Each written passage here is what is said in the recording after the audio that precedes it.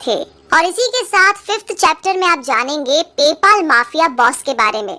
मतलब ये कि एक दशक के बाद Elon Musk Canadian bag picker से एक मल्टी मिलेनियर बन चुके थे, और वो भी सिर्फ 27 साल में, जो बहुत ही कमाल की बात है। तो वो कुल मिलाकर के $22 मिलियन के मालिक थे। उनके पास अब एक बड़ा सा अपार्टमेंट, एक प्लेन और एक स्पोर्ट कार थी। मस्क अपनी मैकलारेन F1 में सिलिकॉन वैली के चक्कर काटा करते थे। वैसे जब वो इंटर्नशिप कर रहे थे तो उनके दिमाग में इंटरनेट बैंकिंग का ख्याल आया। उन्होंने इस बारे में अपने सीनियर्स के साथ डिस्कस किया, मगर उन्हें ये आइडिया बिल्कुल नहीं जमा। ये 1990 का वक्त था। लोग उन दिनों ऑनलाइन किताबें खरीदने से कतराते थे, क्योंकि कोई भी अपना क्रेडिट कार्ड नंबर इंटरनेट पर नहीं देना चाहता था। इलॉन मस्क फिर भी अपने ऑनलाइन बैंक के आइडिया पर डटे रहे। अपने इस नए प्रोजेक्ट पर उन्होंने $12 मिलियन इन्वेस्ट किए। उन्होंने इस ऑनलाइन बैंकिंग साइट का नाम X.com रखा। उनके एक को फाउंडर ने कहा, यही वो खूबी है जो इलॉन मस्क को बाकियों से अलग करती है। वो रिस्क लेकर के अपनी जिम्मेदारी पर इतनी बड़ी रकम लगा रहे हैं, और इस तरीके की डील फायदा भी दे सकती है या फिर उन्हें कंगाल भी कर सकती है। तो Zip2 एक साफ सुथरा सा प्रैक्टिकल आइडिया था, मगर X.com ने तो बैंकिंग इंडस्ट्री को बदल कर रख दिया। इलॉन मस्क इस बिजनेस में सिर्फ अपने पैशन को लेकर उतरे थे। उन्हें लगता था कि बैंकर्स का तरीका बिल्कुल गलत है और वे उनसे बेहतर कुछ कर सकते हैं। तो इसी तरीके से इलॉन मस्क ने Zip2 को एक फायदेमंद इन्वेस्टमेंट के रूप में कैपिटलिस्ट के सामने पेश किया। लोगों को इसके बारे में यकीन दिलाने के लिए उन्होंने पावरफुल स्पीच दी और इंजीनियर्स को अपने साथ काम करने के लिए एनकरेज किया। तो X.com अब एक्चुअली में फाइनेंस सर्विस कंपनी बन गई। इसमें banking license, mutual fund license और FDIC इंश्योरेंस जैसी सुविधाएं मौजूद थी। नवंबर 1999 में साइट इंटरनेट पर लाइव हुई। मस्क उस दिन अपने ऑफिस में पूरे 48 घंटे तक रहे, क्योंकि वे चीजों को अपने सामने ही स्मूथली चलते हुए देखना चाहते थे। X.com ने क्रांतिकारी पेमेंट इजाद किया, जिसे पेपाल नाम दिया गया।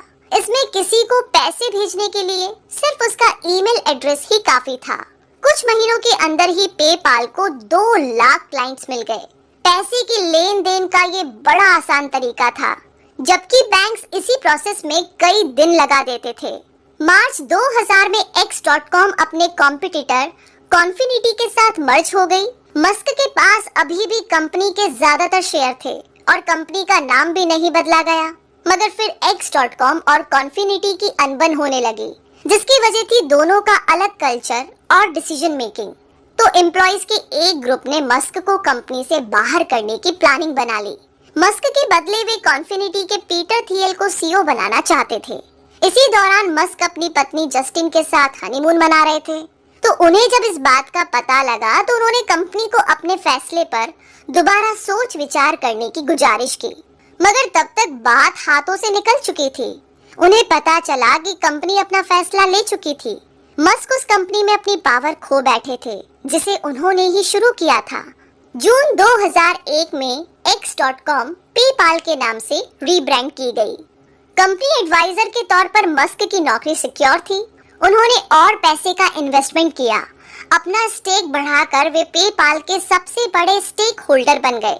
इस वक्त तक उनका .com का बुखार अब उतरने लगा था।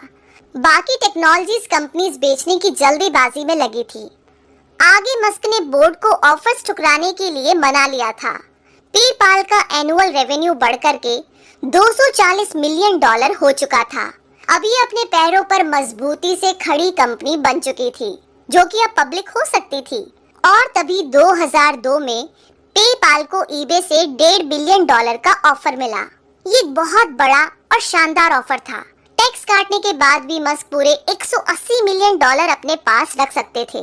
तो पेपाल.com बबल से बच निकला था। ये सब मस्क की बिजनेस इंस्टिंक्ट और टेक्नोलॉजी ट्रेंड में उनकी कुशलता का नतीजा था। 9/11 के हमले के बावजूद कंपनी ने एक सक्सेसफुल IPO बनाया। भले ही टेक्नोलॉजी इंडस्ट्री डाउन हो गई, मगर पेपाल एक विनर बनकर उभरा।